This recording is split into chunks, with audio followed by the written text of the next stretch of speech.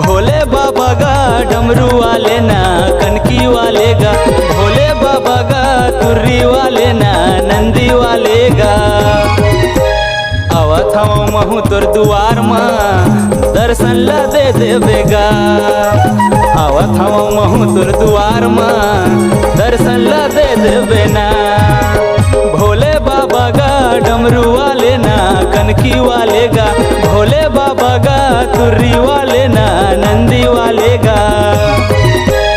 आवत हूँ महू तोर दुआर माँ दर्शन ला दे देवेगा, आवत हूँ महू तोर दुआर माँ दर्शन ला दे देवे ना।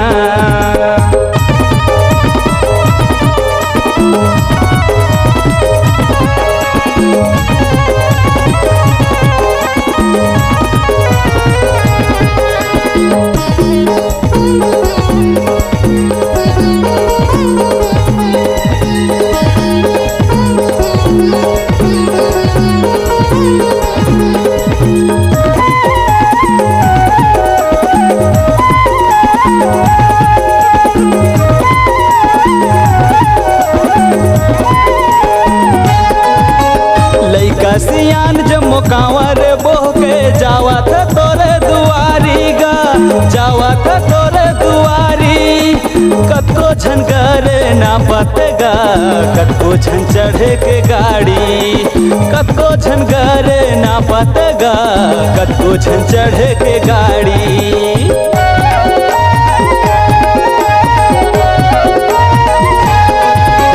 लइका सियान जम्मो कांवर बोह के जावा था तोरे दुआरी गा, जावा था तोरे दुआरी। कतको झनगर ना पतेगा, कतको झन चढ़े के गाड़ी, कतको झनगर ना पतेगा, कतको झन चढ़े के गाड़ी। भोले बाबा गा डमरू वाले ना कनकी वाले गा, भोले बाबा गा तुर्री वाले ना नंदी वाले गा। आवत हूँ महू तोर दुआर माँ दर्शन ला दे देवेगा, आवत हूँ महू तोर दुआर माँ दर्शन ला दे देवे ना।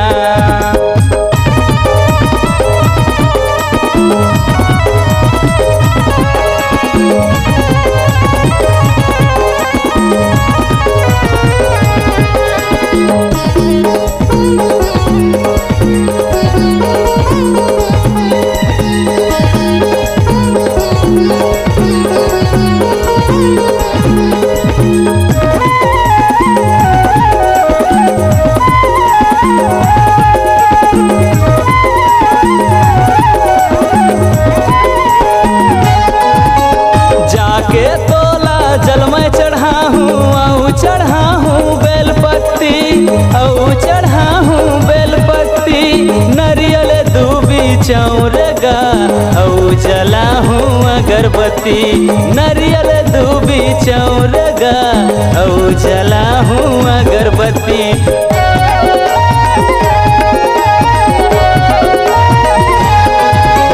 जाके तोला जल में चढ़ा हूँ आऊ चढ़ा हूँ बेलपत्ती, आऊ चढ़ा हूँ बेलपत्ती।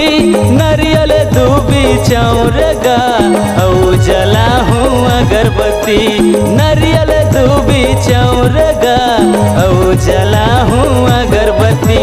भोले बाबा गा डमरू वाले ना कनकी वाले गा, भोले बाबा गा तुर्री वाले ना नंदी वाले गा। आवत हूँ महू तोर दुआर माँ दर्शन ला दे देवेगा, आवत हूँ महू तोर दुआर माँ दर्शन ला दे देवे ना। भोले बाबा गा डमरू वाले ना कनकी वाले गा, भोले बाबा गा तुर्री वाले ना नंदी वाले गा। आवत हवे शिवा तोर दुआर माँ दर्शन ला दे देवेगा, आवत हूँ नवल में दुआर माँ दर्शन ला दे देवेगा। आवत हवे छवि तोर दुआर माँ दर्शन ला दे देवेगा, आवत हवे पीतम्बर द्वार में दर्शन ला दे देबे गा, दर्शन ला दे देबे ना, दर्शन ला दे देबे गा, दर्शन ला दे देबे ना, दर्शन ला दे देबे गा। बोल बम। अगर आप अपनी आवाज को एक नया आयाम देना चाहते हैं तो चले आइए मल्टी ट्रैक डिजिटल रिकॉर्डिंग के लिए संपर्क करें HK म्यूजिक कंपनी, कोटा डबरी, चांपा, छत्तीसगढ़।